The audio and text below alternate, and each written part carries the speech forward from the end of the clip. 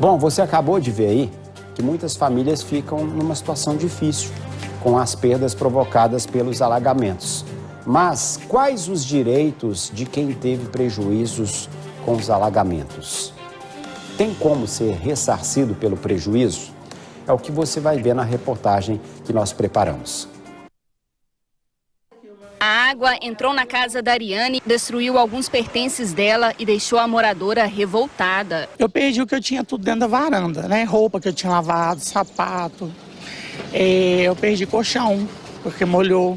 Travesseiro, perdi puff, um ventilador que estava, né, a parte mais embaixo. A moradora decidiu acionar a justiça e pedir indenização dos prejuízos. Esta advogada afirma que a busca por direitos é garantida na Constituição e é possível acionar a justiça por meio do PROCON, Defensoria Pública ou advogado. Pode ser exigido tanto o dano patrimonial, né, o dano material, a perda material que as pessoas tiveram, quanto o dano moral, né, pela frustração, pela angústia, pelo desespero, né, por ter águas entrando dentro de casa, enfim, o dano moral é perfeitamente cabível também. Quem tem seguro residencial ou empresarial e foi vítima de alagamentos e inundações também pode buscar acordos para ressarcimento dos prejuízos. Na casa, existe a cobertura básica, que ela é incêndio, queda de raio, explosão, implosão. E depois existem as coberturas acessórias, são opcionais. Você pode contratar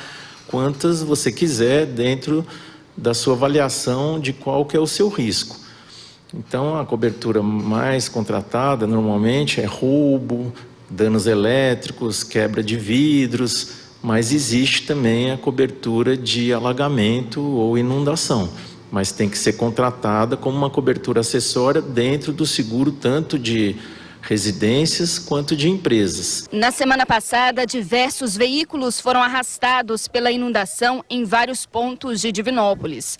O corretor afirma que os proprietários têm direitos específicos. O seguro de veículos, a cobertura compreensiva, que é vulgarmente chamado de seguro total, ela cobre o veículo contra colisão, incêndio e roubo, e está incluído nessa cobertura danos causados por efeitos da natureza. E o alagamento, né, que foi algo que aconteceu recentemente aqui na cidade, estaria coberto no seguro de veículo com cobertura compreensiva. Vai depender do orçamento, daí a seguradora vai determinar se é uma perda parcial ou uma perda total. Se os orçamentos ultrapassarem 75% do valor da tabela FIPE do veículo, é considerado perda total. Aí na perda total, a seguradora vai indenizar diretamente ao proprietário do veículo. A advogada alerta que é fundamental apresentar provas sobre as causas e os prejuízos após o alagamento. É acionar as empresas, a empresa prestadora, né, de serviço e a prefeitura municipal, através de protocolo. O protocolo é muito importante, né, que ele vai ser a prova de que a pessoa tentou entrar em contato com a prestadora de serviço e o município, né? O primeiro passo é esse. O segundo passo é reunir os vizinhos, né, todas as pessoas daquela região que foram afetadas. Um servirá de prova para o outro, né? E também munir de provas da perda do patrimônio, né? De bens móveis que foram perdidos, né? Também munir-se dessas provas. Então, tá aí, né? As orientações. O que você tem que fazer no caso, por exemplo, em que mexeram numa obra e provocou isso. Tem muitos casos assim, né? Se você reclamou, se você tem um protocolo, se você teve a casa alagada, o que você faz? Um boletim de ocorrência, lista todos os materiais, tudo que você teve de prejuízo e procure seus direitos. É isso, seja em qualquer cidade. Porque o problema nosso, né? E eu falo nosso e eu me incluo entre todos, porque acontece. Eu já contei aqui a história de quando eu comecei a pedalar e que fui atropelado por uma motorista que estava completamente errado. Aí eu fui relevar, não entrei na justiça, o que aconteceu? Tomei um baita prejuízo. Não recebi, fez o compromisso de pagar, não pagou. E nós, quando passamos por uma situação como essa, mas é só isso vai me dar dor de cabeça, isso vai me dar trabalho, eu não vou mexer com isso.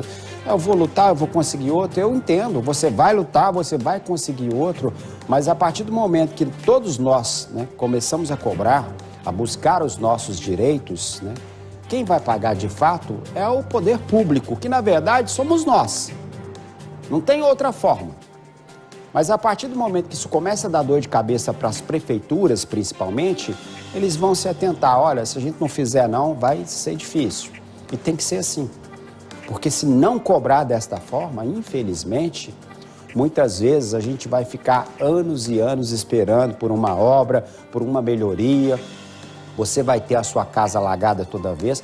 Eu fico imaginando quem mora nessas regiões ribeirinhas, perto de córregos, perto de rios, em ruas que sempre alagam, né?